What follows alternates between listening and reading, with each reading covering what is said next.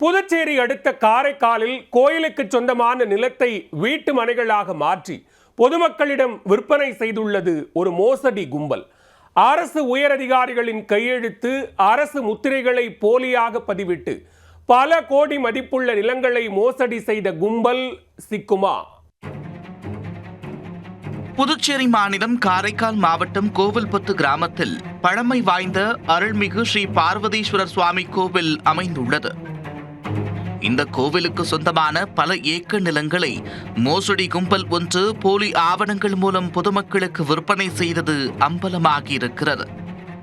துணை மாவட்ட ஆட்சியரின் கையெழுத்து மற்றும் அரசு முத்திரை, ரப்பர் ஸ்டாம்ப் போன்றவைகள் தயாரித்து அரசு அதிகாரிகளின் கையெழுத்தையும் போலி ஆவணங்களையும் இட்டு நிலங்களை விற்பனை செய்ததும் தெரிய வந்திருக்கிறது.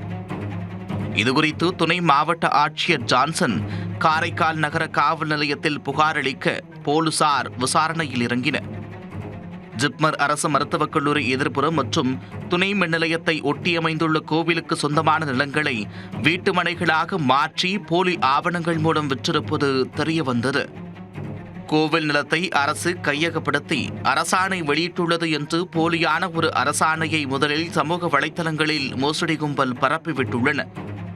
அரசு கையகப்படுத்திய கோவில் நிலம் வீட்டு மனைகளாக மாற்றப்பட்டு விற்பனை செய்யப்படுவதாகவும் மோசடி கும்பல் தகவல் பரப்பியது. இந்த பொய்யான தகவல்களை பொதுமக்களை நம்ப வைத்து அதன் பின்னரே நிலங்களை விற்றிருப்பது போலீசாரின் விசாரணையில் தெரிய வந்துள்ளது.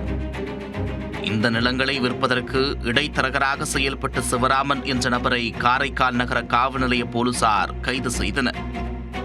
சிவராமனிடம் மேற்கொண்ட விசாரணையில் கோவில்பத்து பகுதியைச் சேர்ந்த ஆனந்த் என்ற நபர்தான் மேற்கண்ட மனைகளை விற்றிருப்பது தெரிய வந்தது. சுமார் 10க்கும் மேற்பட்ட மனைகள் விற்கப்பட்டதாக கூறப்படும் நிலையில் இந்த கோவில் நில மோசடியில் சில முக்கிய பிரமுகர்களுக்கு தொடர்பு உள்ளதாக கூறப்படுகிறது. தற்போது தலைமறைவாக உள்ள ஆனந்த் கைதான பிறகுதான் இந்த கோவில் நில மோசடி சம்பவத்தில் தொடர்புடையவர்கள் குறித்த முழு விவரம் தெரிய வரும். ஆனந்தை பிடிப்பதற்கான முயற்சியில் காரைக்கால் நகர போலீசார் தீவிரமாக ஈடுபட்டுள்ளனர். கோவில் நிலம் மீட்கப்படுமா? தற்போது நிலங்களை வாங்கிய பொதுமக்களுக்கு அவர்களின் பணம் திரும்ப கிடைக்குமா என்பதை பொறுத்திருந்து பார்க்கலாம்.